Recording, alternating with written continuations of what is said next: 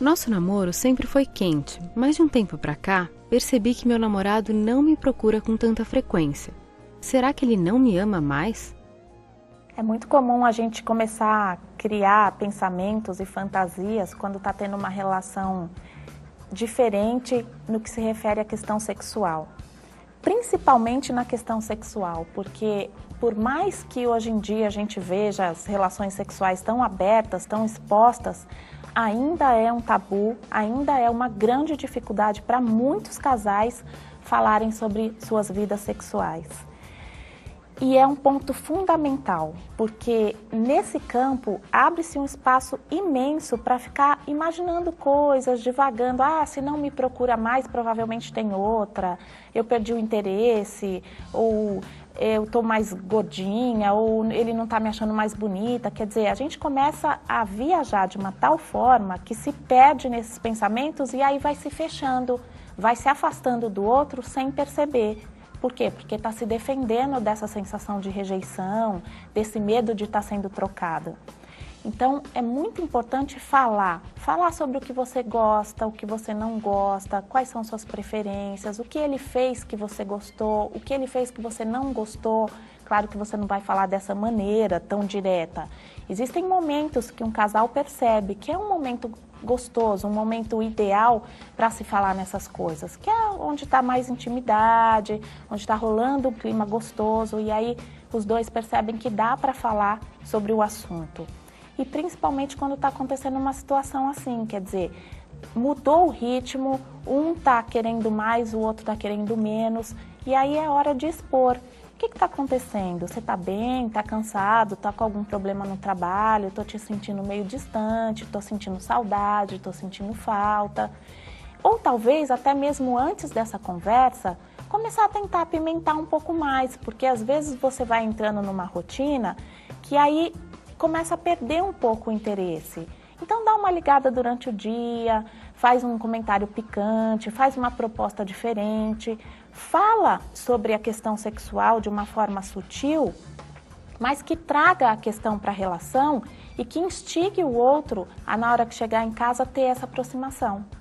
Eu acho que essa é uma dica bem interessante. E aí, se não resolver, partir sim para o diálogo, porque é sempre uma forma de esclarecer e sacar até onde está sendo fantasia e até onde realmente está tendo um problema na relação. E aí, se isso não resolver, é hora de partir para o diálogo, é hora de conversar e expor o que você está sentindo, o que você está pensando e percebendo na relação. E aí, quando você fala, você percebe o que é fantasia e o que é um problema de fato. E aí podem juntos chegar a um consenso, a um modo mais objetivo e real de resolver esse problema.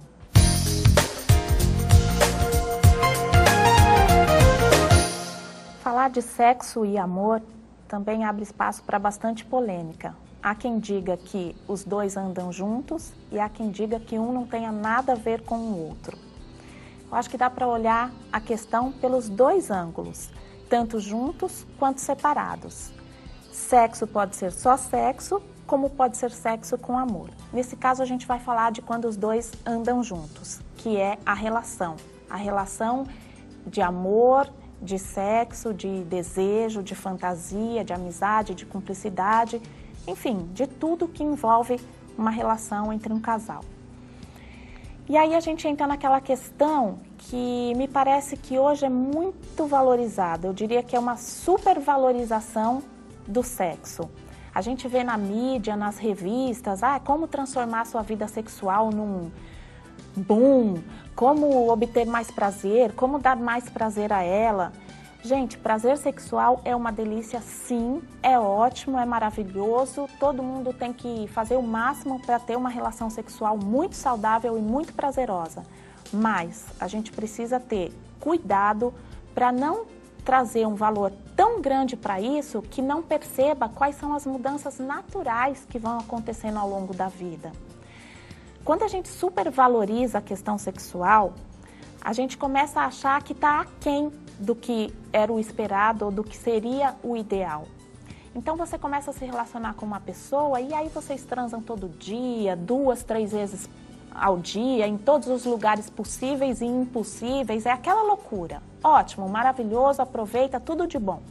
E aí vai passando os anos e você vai percebendo que isso já não é tão assim. E aí começa a entrar em crise, mas por que que não é assim? Tem alguma coisa errada. Será que tem alguma coisa errada? Será que não é assim mesmo? A gente vai agregando valores à relação e o sexo não tem mais o peso ou aquela dinâmica tão impulsiva quanto tinha no início. E não tem nada de errado nisso. Mas tá bom, vamos supor que você realmente acha que tem algo de errado nisso. O que que vai acontecer? Ou você vai buscar uma saída para isso, vai tentar apimentar sua relação, buscar alternativas, acessórios, fantasias e tudo mais, e tá tudo bem, isso é legal, sim, é válido. Ou vai buscar uma ajuda profissional, ou vai achar que essa relação acabou. E aí eu acho que muitos casamentos terminam por engano por conta dessa ilusão. Quer dizer, homens e mulheres vão em busca de relações sexuais mais prazerosas, mais cheia de tesão, mais cheia de impulso, e depois de um tempo terminam percebendo que isso não preenche, que não é isso. Aí são pessoas separadas, que vão para a noite em busca de um companheiro, em busca de uma cumplicidade, que não encontram, que havia naquela relação, mas por ter achado que o sexo não estava bom, a relação não valia mais a pena. Então, acho muito importante, principalmente hoje, em que o sexo está tão valorizado, a gente ponderar a questão da natureza humana. A gente vai envelhecendo, o corpo vai envelhecendo, as células vão entrando num outro ritmo, os hormônios vão tendo um outro comportamento dentro do nosso organismo e o sexo, inevitavelmente, acompanha todas essas mudanças. Quer dizer, não dá para achar que uma pessoa de 40, de 50, de 60 tem um pique sexual igual ao de 20. Não, é impossível, é antinatural. Então, a gente tem que ir, só que a gente sabe que o poder sexual, a libido, está muito aqui também. E se a gente não evolui, não acompanha essas mudanças, a gente vai estar com 60 anos pensando, fantasiando que a gente poderia ter uma vida sexual como tinha aos 20. E aí vai cometer muitos equívocos, vai fazer muitas avaliações erradas por conta dessa fantasia.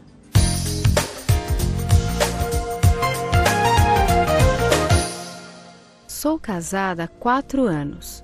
Eu e meu marido sempre nos divertimos muito juntos, saímos para jantar, conversar, mas ele parece ter perdido o interesse e sempre que o chamo para fazer alguma coisa, ele diz que está ocupado, cansado ou dá alguma outra desculpa.